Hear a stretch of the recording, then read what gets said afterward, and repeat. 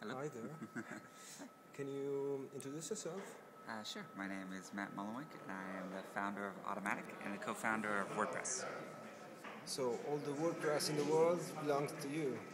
No. They belong to you. They belong to everybody. Great. So what's your approach to the evolution of identity in a digital era?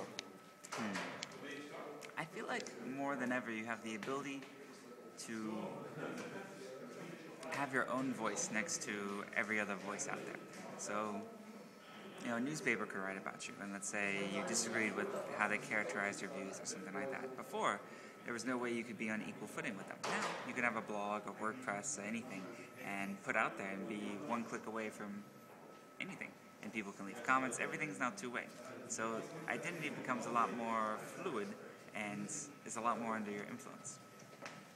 And do you think that reputation is a big issue for people on the web? Yes.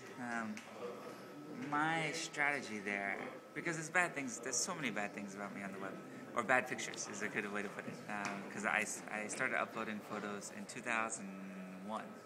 So there's all these photos where I'm like 19 years old, I got big glasses, and like wearing a Hawaiian t-shirt.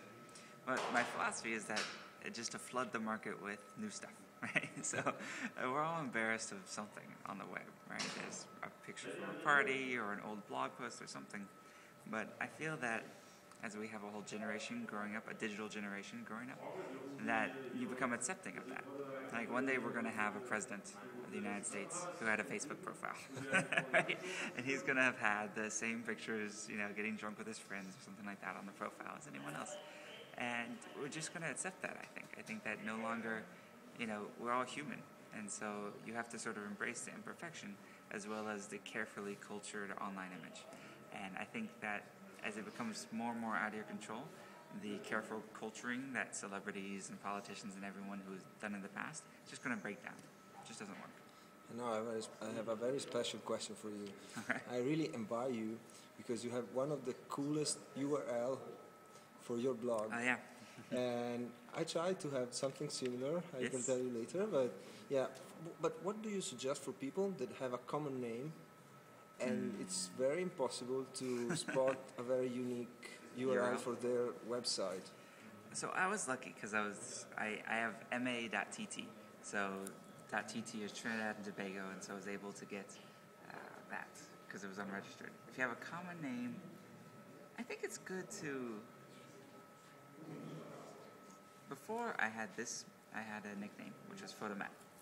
And I didn't even have the .com, I had the .net for it. And people still call me Photomat to this day, even though I've changed domains and everything like that. I think it's good to find something that's relatively unique. So you can get the username on all the services. You can be Photomat on Delicious, Photomat on Flickr, Photomat on Twitter, and everything like that. And it's just a form of branding. It's a unique identifier that people can attach to.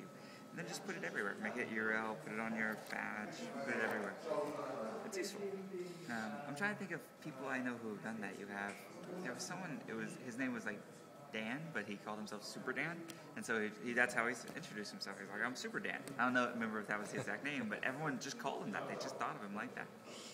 And do you use any particular tool to check your digital footprint, all the information that are around about you? Yeah. I use Google Alerts, are really good. They catch stuff I would have never got. I think I do searches on Technorati, Bloglines, Google Blog Search, tag searches on all the tagging systems, including WordPress.com. I do a search on WordPress.com, and then a Twitter search. And that pretty much covers everything. The downside of that is that you'll get a lot of duplicates. Even on Twitter, like if I do a search for Photomat, I'll get, 100 retweets or something, or it's not very useful. So I'd love to have a tool that can aggregate and deduplicate all of the massive information coming in. How many people do you meet for your job every week? Just 10, hundreds? It's probably spiky. Like, I would say, half the year, I don't meet anybody. I'm just, coding in my house or something like that. And then sometimes I'll go to work camps, and I might meet 100 people or 150 people in a day. When you have a meeting scheduled with people that you don't know, do you search for them on the web before meeting them? Absolutely. Usually either the night before or that morning, I'll Google them and read through their sites and just try to get to know the person, because I feel that it makes the meeting a lot more efficient. Right? Meetings are generally the most inefficient things in the world, and if you have to spend 20 minutes just telling each other what you do, that's useless. Particularly business meetings. If someone comes in and they're just telling me what's on their website, I just stop them. I'll be like, I read your site. It's good that you have a website. I enjoyed it. And then you can sort of skip to the things that actually matter, rather than just saying what's on their about page. Thank you very much. No problem.